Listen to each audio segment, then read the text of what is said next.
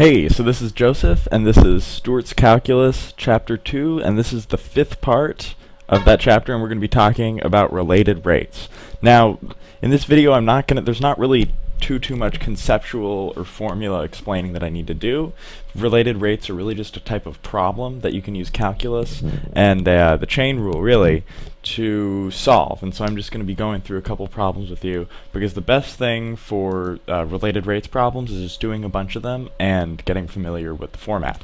So, related rates problems, they're really use two things. So first, they're an application of the chain rule. So if you haven't watched my video on that, or you haven't got there in your class yet, definitely check that out. And then second, related rates problems, it uses a formula that generally ties together variables, typically of length, and then you use that formula and you differentiate that variables in that formula to relate rates of change of those variables to one another, and so you're taking the derivatives of those variables generally with respect to a common parameter like time, most often. So first we're going to start off with a problem in your book. It's problem number 12 on page 180. The problem reads like this. So, if a snowball melts so that its surface area decreases at a rate of 1 centimeter per minute, find the rate at which the diameter decreases when the diameter is 10 centimeters. Alright, so first off, we know that we need a couple things. We need the formula for the surface area of a sphere. Second off, and this is the goal that we're ultimately trying to find, we are trying to figure out the rate of change of the diameter. So as the surface area is decreasing. So if we call diameter d, we're looking for dd dt. So the rate of change of the diameter with respect to time. And now what we know, I'm going to put down here need, and then know.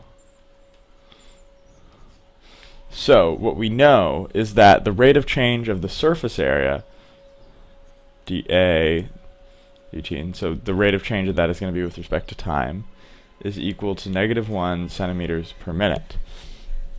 Now, if you guys don't remember, I'll give you a refresher. We can move the surface area equation of the sphere down to the know, because we know, or you can figure out that the surface area of a sphere is equal to, or I should probably write a, just be consistent here, is equal to 4 pi r squared. And we also know, so we can put a little third no down there, that the diameter is equal to 2 times the radius. And so we can put this in terms of d, because ultimately we're trying to find the rate of change of the diameter. We can write this as the area equals 4 pi over d squared for 4, because that 2 gets squared, and so you can cancel these 4 out, and we get that the surface area is equal to d squared pi. And now we can start to do some calculus to figure out the rate of change of the diameter with respect to time. So here, let me bring this equation up top here. Start off with this. We got a is equal to pi d squared. And so here we could differentiate a with respect to d and get dA dt. But we want ultimately, and that's what we know, we want dA dt. So come over here, use the chain rule, dA dt can be equal to dA dd times dd dt. And now we have the thing we're trying to figure out there and what we know. So we've got dA dt. dA dt is -1. Now dA dd, let's come over here and figure that out. dA dd would be equal to 2 pi d based on that differentiation formula that we used. So that would be 2 pi d times dd dt. Now that's what we're trying to find. We've got one variable in here. Let's just solve. So we divide that, and we get -1 over 2 pi d equals dd. Now we've got dd dt in terms of d. But remember from the problem that we want to figure out the rate of change of the diameter when the diameter, so an instantaneous rate of change when the diameter is equal to 10 centimeters. So, pretty easy. We could just plug in 10 for that d there. And that would give us, where 20 pi equals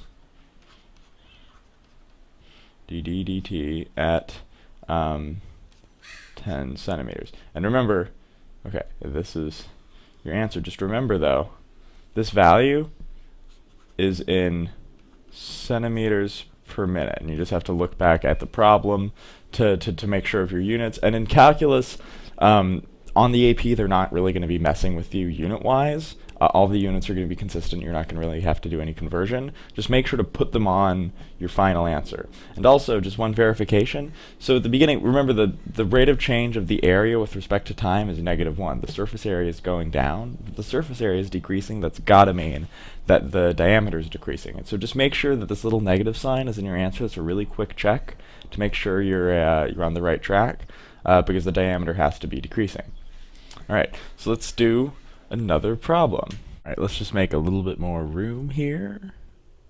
All right, so now we can solve first for dr du right here. And that will equal 1/2 u to the -1/2. But because u is equal to x squared plus h squared, we can say that that is x squared plus h squared to the -1/2. And now we need du dx. And we have u in terms of x is going to be x squared plus h squared. I forgot to add that up there, sorry. And then we got du dx is going to be equal to 2x. So, between these two, we have dr dx is 1/2 x squared plus h squared to the -1/2 times 2x, and these guys cancel out, and so that is going to be x over root x squared plus h squared. Alright, so this is all fine and dandy. We've got dr dx. However, what we really need is we need the change of r in terms of t, because that's what we know, and that should be able to give us the change in x in terms of t. And it will once we use the chain rule as such down here. We have dr dt is going to be equal to dr dx times dx dt. And now we're getting pretty close, because we know that dr dt is equal to 1. And we know dr dx, that's x over root x squared plus h squared. And dx dt is what we are looking for. Now, we know that we're trying to find dx dt when x is equal to 8. So let's plug in 8 for there. So that's going to be 1 times 8 over 64. And h is always 1, so it's going to be plus 1 dx dt. And so we multiply this over to the other side. We get root 65 over 8 is dx dt. So that is the rate at which x is changing. So the horizontal speed that the boat is going to be going at when x is equal to h, when it's 8 meters away from the dock, based on the rate at which that rope is pulling. So let's go on to the next problem. Alright, so now we're going to be doing number 20 from page 181 in your book. And this is a kind of changing triangle problem, and it's a pretty common kind of one. So we've got a boat being pulled into a dock by a rope attached to the bow of the boat and passing through the pulley on the dock, and that rope is 1 meter higher than the bow of the boat. And so I'll draw that on there for you. We've got this value right here is h. Okay. If the rope is pulled in at a rate of 1 meter per second, well, let's call that rope variable, this guy, r. We have dr dt with respect to time is equal to 1. And so I'm just counting I'm calling here the decreasing of the rope. That's a positive rate, and we can name that because everything else will be decreasing as well, and we just make the sign carry over. And so if it's how fast is the boat approaching the dock when it is 8 meters from the dock? So the distance between the boat and the dock is this distance here, and I will call that x. And so what we're looking for is dx dt when x equals 8. So this is a problem that's really helpful to draw a diagram out for, which I'm going to do right here. Because presumably you won't be able to have this nice writing software to write over your book. So how do we relate all these variables? Well, with the Pythagorean theorem, we've got r squared, the hypotenuse, is going to be equal to h squared plus x squared. We know, let's write out again what we know. dr dt is equal to 1. And yeah, h is equal to 1. So we need to isolate r in terms of x.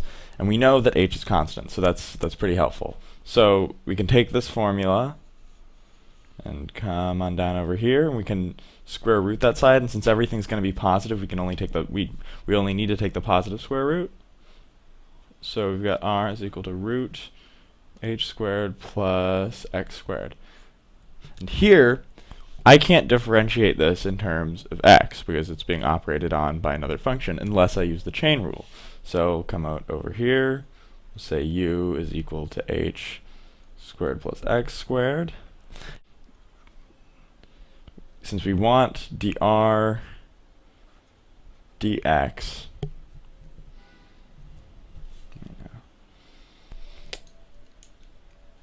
can use the chain rule, and we can say, well, I can figure out dr du and du dx.